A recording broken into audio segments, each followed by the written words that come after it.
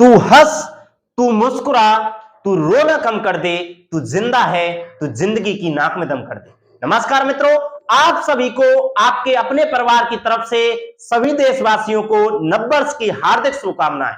दोस्तों, आपने 2022 में क्या किया इससे कोई फर्क नहीं पड़ता, उन सबको अलग एक इग्नोर करिए, लेकिन 2023 खत्म होते होते आप लोगों को यह प्रण लेना है, मेरे कंधों पर सितारे, मेरे बदन पर वर्दी होनी चाहिए। मित्रों, उस मां से आपको वादा करना है कि मां तेरे हर पसीने की बूंद को, मां तेरे हर एक पसीने के बूंद को मोती सा चमकाऊंगा, तू सपने बड़े देखना, पूरा करके मैं दिखलाऊंगा, पूरा करके तेरा यह शेर दिखलाएगा। दोस्तों, आपके लिए नववर्ष की शुभकामनाएं देते हुए नववर्ष के उपलक्ष्य में एकेजीएस रिसर्च सेंटर आप लोगों के सिलेक्शन को आसान बनाने के लिए, आपकी जो तैयारी है उसमें चार चांद लगाने के लिए हर रोज 8 बजे करंट अफेयर लेकर आ रहा है। एक करंट अफेयर का महा एपिसोड जिसमें आपको मिलेगा प्रतियोगी परीक्षाओं में पूछे जाने वाले एक से एक करंट अफेयर का प्रश्न, जिसका पोस्टमार्टम किया जाएगा आपकी स्टैटिक जीके से एक बेहतरीन तरीके से। आप लोग जब इस करंट अफेयर को लोगे तो दोस्तों मैं आपको बताता हूं, किसी भी प्रतियोगी परीक्षा में जिसमें आप भाग ले रहे होंगे उस लाखों की भीड़ में आप सबसे अलग और सबसे आगे देखोगे। तो मित्रों, बिल्कुल नहीं छोड़ना, डेली 8 बजे आप लोगों के लिए एकेजीएस रिसर्च सेंटर ने नए साल के उपलक्ष्य में करंट अफेयर एवं स्टैटिक जीके का महा एपिसोड रखा है। एक बार फिर से आप सभी को आपके अपने परिवार एकेजीएस रिसर्च सेंटर की तरफ से पूरे भारत देश के देशवासियों को नववर्ष की हार्दिक शुभकामनाएं। तो मित्रों, आज इस डेमो क्लास में आपके लिए मैं एक बेहतरीन प्रश्न लाया हूं जो आपकी परीक्षा में बहुत ही महत्वपूर्ण भूमिका निभाएगा कि जो आरबीआई है, यानी कि भारतीय की जो सेंट्रल बैंक ऑफ इंडिया है, आरबीआई पहली बार किस देश के साथ भारतीय रुपये में व्यापार शुरू करेगा। आप लोगों ने देखा है कि आज तक व्यापार क्या होता था, डॉलर में होता था, डॉलर करेंसी में होता था, लेकिन अब भारतीय व्यापार किस में होगा, आपका भारतीय करेंसी में होगा। यानी कि आप यहां पर देखोगे कि जो ये आपके ऑप्शन दे रखे हैं, रूस, श्रीलंका या ईरान या फिर ए और बी दोनों, तो इनमें से वह कौन सा देश है जिसके साथ जो भारतीय जो सेंट्रल बैंक ऑफ इंडिया है वह उनके साथ भारतीय रुपये में व्यापार करेगी। तो मित्रों, यहां पर आप देखना कि यहां पर आपके इस क्वेश्चन में कितने प्रश्न सॉल्व होते हैं। यानी कि पहला प्रश्न तो आरबीआई के बारे में हो गया कि आरबीआई क्या है, वहीं पर हम देखेंगे कि भारतीय करेंसी से रिलेटेड क्या प्रश्न बन सकते हैं, उसका पोस्टमार्टम करेंगे। और जो आपके ये चारों ऑप्शन है इनको हम देखेंगे कि इनमें क्या हो सकता है, इनसे रिलेटेड क्या प्रश्न बन सकता है। बहुत ही महत्वपूर्ण वीडियो है मित्रों। तो मैं आपको बता देता हूं, आरबीआई यानी कि सेंट्रल बैंक ऑफ इंडिया, जैसा कि आपको दिख रहा होगा बोर्ड पर, जो आरबीआई है उसकी स्थापना 1 अप्रैल 1935 को हुई थी। यानी कि दोस्तों इसकी जो स्थापना है, यानी कि जो आरबीआई है उसकी स्थापना आपकी 1 अप्रैल 1935 को हुई थी। किस आयोग की सिफारिश पर, यानी कि किसी ने सिफारिश की थी कि भारत में एक बैंक होनी चाहिए, RBI reserve bank of India, जो कि यंग हिल्टन आयोग था मित्रों। और जब इसकी स्थापना हो गई थी 1 अप्रैल 1935 को, तब इसका मुख्यालय कहां था। याद रखिएगा, आपसे प्रश्न करता है कि आपका जब आरबीआई ओपन हुआ था, जब इसकी स्थापना एस्टेब्लिशमेंट हुआ था, तो उसका जो मुख्यालय है वह कहां होता है। और जबकि बच्चे इसका मुख्यालय कहां बता देते हैं, मुंबई बता देते हैं, क्योंकि जो इसका वर्तमान में जो मुख्यालय है, यानी कि जो वर्तमान में जो मुख्यालय है दोस्तों, वो आपका मुंबई में है। यानी कि जो वर्तमान में जो मुख्यालय है वो आपका मुंबई में है। लेकिन उस समय पर हेडक्वार्टर कहां था मित्रों, जब इसकी एस्टेब्लिशमेंट हुआ था तब इसका कोलकाता था।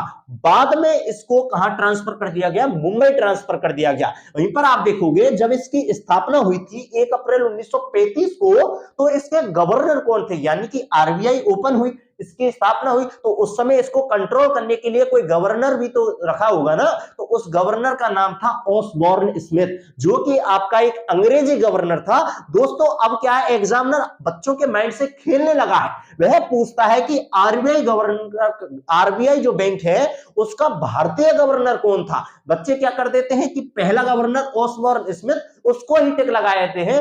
आपको प्रश्न को ध्यान से देखना है, वह पूछेगा कि पहला भारतीय गवर्नर कौन था। तो अगर पूछे पहला गवर्नर कौन था तो ऑसबॉर्न स्मिथ, लेकिन वहीं पर आपसे पूछ ले कि पहला भारतीय गवर्नर कौन था, तो आपको क्या लगाना है, सीडी देशमुख। तो अंतर आपको समझ में आ रहा होगा, केवल गवर्नर पूछे तो ऑसबॉर्न स्मिथ, वहीं पर भारतीय गवर्नर पूछे तो आपका सीडी देशमुख। वहीं पर दोस्तों आप देखोगे जो आपकी आरबीआई है, इसको अधिकृत किया गया था भारतीय जो आपका भारत देश है, सरकार है, उसके द्वारा। और उसी समय इसको भारत की रिजर्व बैंक बना दिया गया, सेंट्रल बैंक ऑफ इंडिया बना दिया, यानी कि बैंकों का केंद्र बना दिया गया। यानी कि जो बैंक है उनको यह कंट्रोल करेगा। कब से? 1 जनवरी 1949 को। उस प्रक्रिया को कहा गया राष्ट्रीयकरण। यानी कि आप देख सकते हो कि जो आपकी जो आरबीआई है उसका राष्ट्रीयकरण कब हुआ मित्रों, तो आपको पता चल गया उसका राष्ट्रीयकरण हुआ था 1 जनवरी 1949 को। तभी से यह सेंट्रल बैंक ऑफ इंडिया कहा जाने लगा है। और मित्रों इसके जो गवर्नर हैं, यानी कि हमने ये पढ़ लिया पहला गवर्नर कौन था और आपका पहला भारतीय गवर्नर कौन था, लेकिन हाल ही में यानी कि वर्तमान समय में कोई आरबीआई का गवर्नर होगा तो मित्रों मैं आपको बता देता हूं शक्तिकांत दास जी आरबीआई के अब वर्तमान में गवर्नर है। अब प्रश्न यह बनता है कौन से नंबर के गवर्नर हैं, तो आपको मैं बता देता हूं ये 25वें नंबर के गवर्नर हैं। 25th गवर्नर कौन है आपके आरबीआई के? शक्तिकांत दास हैं। अब एक प्रश्न बनता है जो आपका आरबीआई है उसका एक लोगो है, उसका जो लोगो जो चिन्ह है उसमें क्या छपा हुआ है, वह किससे बना हुआ है? तो मित्रों मैं आपको बता देता हूं एक रॉयल बंगाल टाइगर जो कि एक ताड़ वृक्ष के आगे खड़ा हुआ है, वह आपका आरबीआई का लोगो है। यानी कि एक सर्कल में एक जो रुपये का जो शेप होता है, एक कॉइन का जो शेप होता है, उसमें एक ताड़ का वृक्ष है और उस वृक्ष के नीचे कौन खड़ा हुआ है मित्रों? आपका जो ताड़ वृक्ष है उसके आगे खड़ा हुआ है रॉयल बंगाल टाइगर। तो वह आपका लोगो हो गया आपकी आरबीआई का। तो दोस्तों आपको समझ में आ गया होगा कि आरबीआई की जो महत्वपूर्ण जानकारियां थी जिनसे प्रश्न बनने के चांसेस हैं और आपके पहले प्रतियोगी परीक्षाओं में कहीं ना कहीं से प्रश्न पूछा गया है, वो सब आपका क्लियर हो चुका है। अब एक जो भारतीय करेंसी है उससे एक बहुत ही महत्वपूर्ण प्रश्न बनता है मित्रों कि जो डिमोनेटाइजेशन है यानी कि भारत में जो नोटबंदी है वो कब हुई थी, तो मैं आपको बता देता हूं नोटबंदी के समय को जरूर याद रखिएगा। 8 नवंबर को, 8 नवंबर रात के आपने देखा होगा मोदी जी ने अनाउंसमेंट की थी कि आज से 1000 और 500 के नोट बंद कर दिए गए हैं। तो 8 नवंबर से यानी कि जो आपका 8 नवंबर है, 8 नवंबर 2016 को नोटबंदी की गई थी आपके भारत में, आपको पता चल गया होगा। अब यहां पर जो आपके ऑप्शन है उनका पोस्टमार्टम करेंगे। जो आपका रूस है दोस्तों, इसकी कैपिटल का क्या नाम है? स्टैटिक जीके के मामले में आपसे हमेशा कोई ना कोई देश की एक कैपिटल पूछी जाती है। आप कोई भी प्रतियोगी परीक्षा उठाकर देख लेना मित्रों, उसमें आपको कैपिटलों से एक प्रश्न जरूर देखने को मिलेगा। पूरे 1 नंबर का प्रश्न है, ध्यान से देखिएगा। जो रूस है उसकी जो कैपिटल है दोस्तों आपको मैं बता देता हूं वो आपकी मॉस्को है। यानी कि रूस की जो कैपिटल है वो मॉस्को है, याद रखना है आपको। वहीं पर जो श्रीलंका है उसकी कैपिटल अब चेंज हो चुकी है, आपको पता है अभी नहीं कुछ समय पहले चेंज हो गई थी। आपकी जो यहां पर जो रूस आपकी श्रीलंका की जो कैपिटल है वो जयवर्धनपुर कोटे हो गई है। यानी कि आपको याद रखना है जो आपकी जो श्रीलंका की जो आपकी कैपिटल है वो जयवर्धनपुरे, आपकी जो जयवर्धनपुरे कोटे है।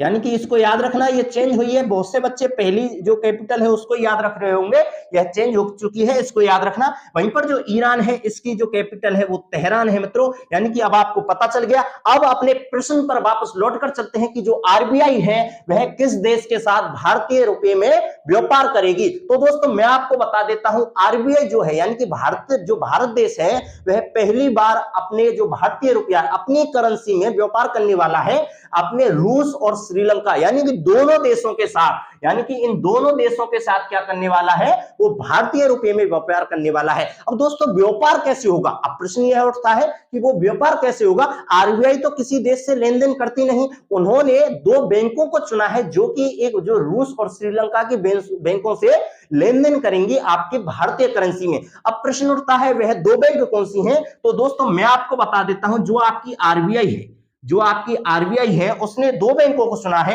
एक आपकी यूके बैंक है, एक आपकी जो यूके बैंक है, वहीं पर एक जो दूसरी बैंक है वो है इंडस। आप याद रखना इंडस इंड बैंक जो है उसने एक उसको चुना है। यानी कि यह 2 भारतीय बैंक हैं जो आपकी रूस और श्रीलंका से व्यापार करेंगे मित्रों भारतीय करेंसी में। आपको समझ में आ गया होगा। अब यह भारतीय करेंसी में व्यापार क्यों किया गया है? जिससे जो डॉलर है उसकी निर्भरता को कम किया जाए। यानी कि हम जब डॉलर में अपना व्यापार करते हैं तो भारतीय करेंसी को डॉलर में कन्वर्ट करना पड़ता है मित्रों, लेकिन भारत यह चाहता है कि हमको डॉलर में कन्वर्ट ना करना पड़े, हमारा व्यापार भारतीय करेंसी में हो। इसलिए डॉलर पर निर्भरता कम करने के लिए यह भारतीय करेंसी में व्यापार करा जा रहा है। उम्मीद है आपको पूरा पोस्टमार्टम समझ में आया होगा।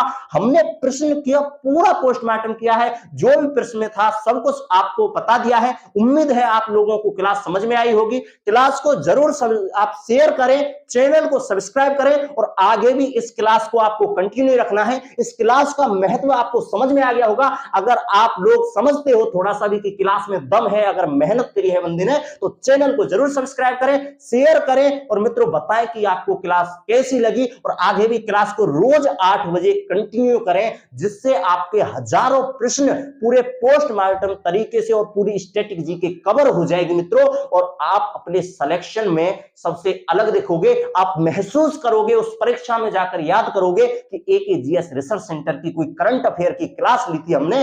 करंट अफेयर और स्टैटिक जी का जो भी प्रश्न आएगा उसकी खोपड़ी में आप छेद करके आओगे, मुझे उम्मीद है। मित्रों मिलेंगे एक अगले एपिसोड के माध्यम से नेक्स्ट वीडियो में कल सुबह 8 बजे। जय हिंद, जय भारत।